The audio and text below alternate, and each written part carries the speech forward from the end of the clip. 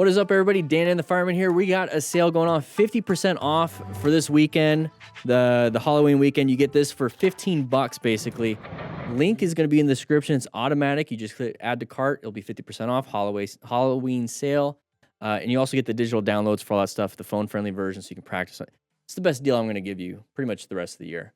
But let's go ahead and take a look at some of these crashes and close calls and try to figure out what happened, how it happened, so we can learn from them and then maybe not do it ourselves, okay? So we're going to do some visual learning here. In the back suddenly and this biker's right. Okay, it's a red light.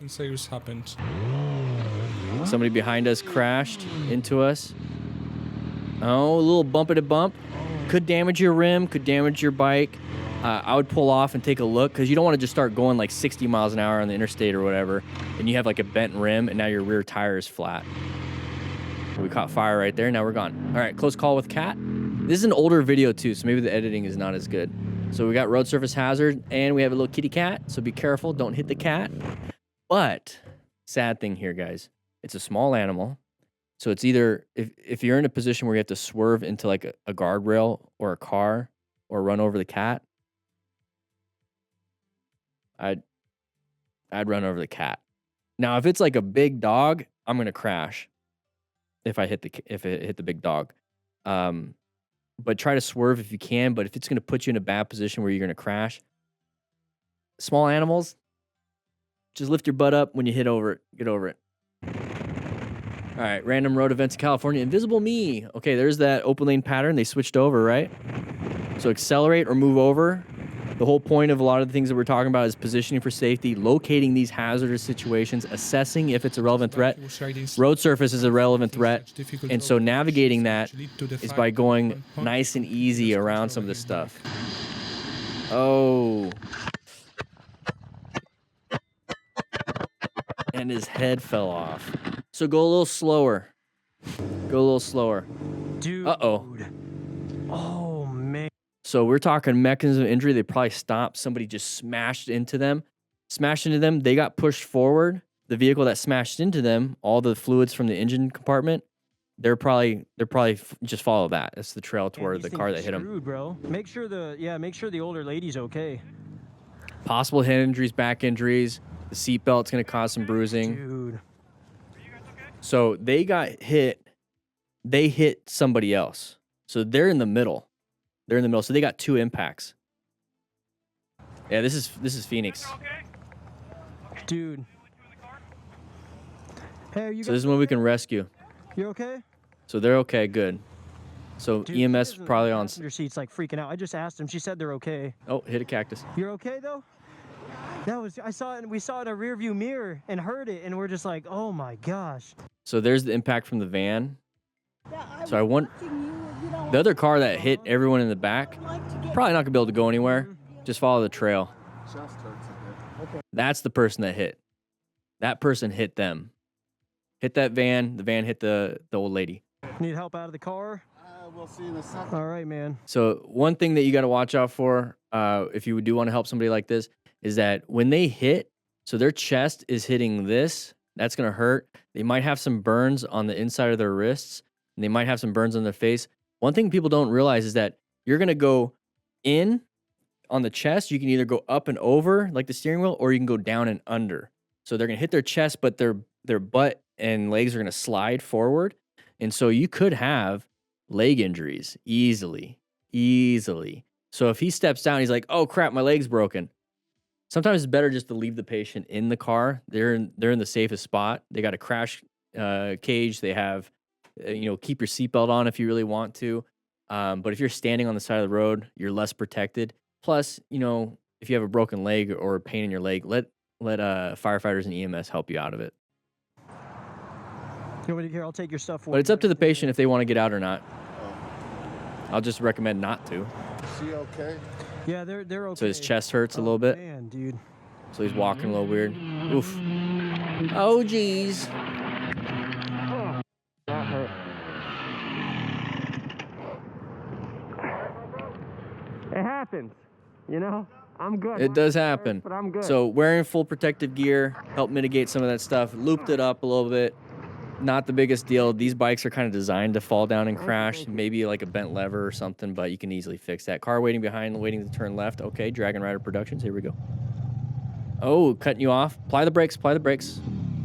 Not a big deal. Not a big deal. They changed. Passengers yelling. Okay, so learner plates. What do we got here? The driver's behavior, who after the entire incident completely ignored. Oh, what are you doing there, car? You got some broken phalanges, maybe some metatarsals broken. That's painful. And now they're gonna try to take off because they did what they did, and that person in front's trying to slow them down. It's still dangerous. Get their license plate. You got video footage. Kind of move on. Pull off and check your toes. See if they actually are broken. Not much you can do for broken toes other than tape them together, let them bones heal, but it's gonna be painful walking for a while.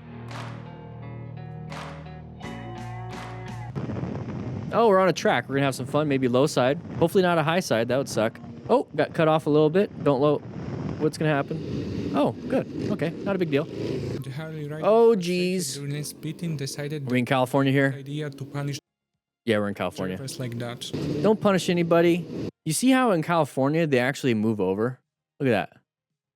They move over for you guys. Say thank you. Keep it easy. Look at the gap everyone's giving. But then when somebody doesn't give a gap, guess what? We're pissed. Not everybody sees you. Look, everyone else is giving gaps, but the one that doesn't, it's like, oh, I'm gonna break. So you're trying to get people to comply with you based off of force versus just like good nature. It's like if they didn't do it, they didn't do it. Not a big deal. Notice the black line of asphalt. Ooh, what do you think that is? Is that a tar snake? Yeah. So the tire probably got stuck a little bit in it. It kind of jostled them, made them mess up, and then went off to the side. Got to watch out for those tar snakes that are in line with you. The ones that are kind of like you're going this way and they're like this, not a big deal. You kind of go over it. But if they're like in line with you, it's almost like a tram track, and that's not good. If it's oil, even worse. Like just like dripping oil from a car, that black line. So whenever I'm riding and I see any discoloration, so right now you see no discoloration. It looks all pretty uniform. And I talk about this when it comes to the body after a crash, is that, hey, this is what it's supposed to look like. If it looks different, uncommon thing in a common situation, right? So right here, if it looks pretty normal, that's good. And then all of a sudden you have this. Stay away from the abnormal stuff. Stay on the sides of it. Yeah, stay away from the abnormal stuff. And the left leg probably hurt. Knee caught.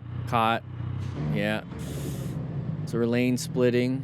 Well, filtering, everything's kind of stopped. Oh, we're just going to go ahead and pass on the right. Not very smart. People are going to be upset, but I mean, you do you. Lane splitting here. Watch out for any cars wanting to switch into different lanes where you get cut off. Apply the brakes, find the escape. Handled it very well. Don't get mad. It's a big van. It's their lane until you want to share it. Watch out for any cars. Okay. Whoa, we're going pretty fast here. What's that sign say? Recommended 30 miles per hour, sharp left turn coming up. Ren, welcome. Welcome back. Five months.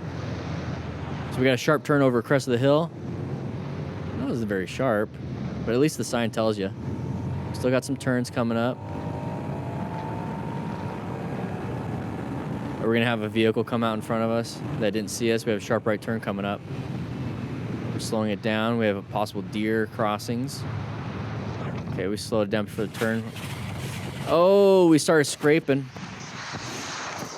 Very lucky no cars were coming. Very lucky no tree was there. Yeah, we're going over the crest of the hill. So going a little too fast. So we're coming up to here. We slowed down a little bit, but you can't see what's around this corner, and it's the crest of the hill. It looks like it drops off. You don't know how sharp this corner is. And we start scraping a little bit.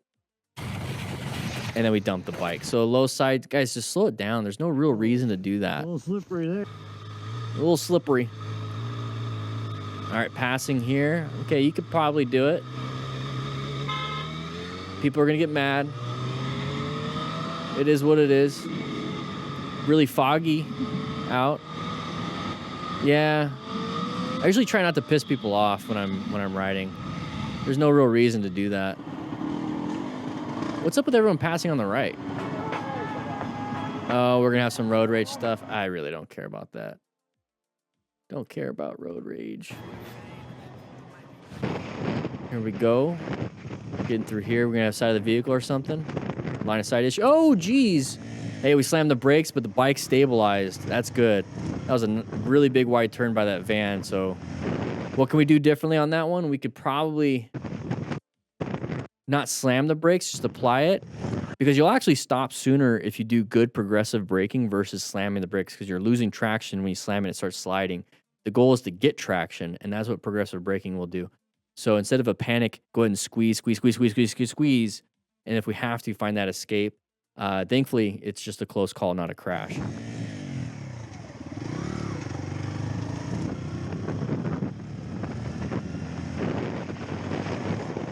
All right, here we go. What do we got? What do we got? We're gonna get off the on-ramp. Ooh, we got a dum-dum on that side. Why couldn't they just pass on from the left to the right? You know what I mean? They had to do stuff like that. So keeping your head on a swivel, paying attention to that, position yourself away from it so you have a space cushion is good. Oh, dogs like bikes. Hopefully it doesn't bite you.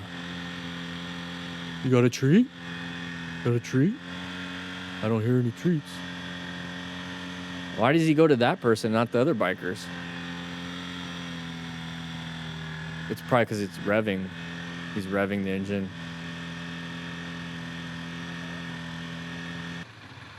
Yeah, I was gonna say revving the engine. Oh, dog just sitting there.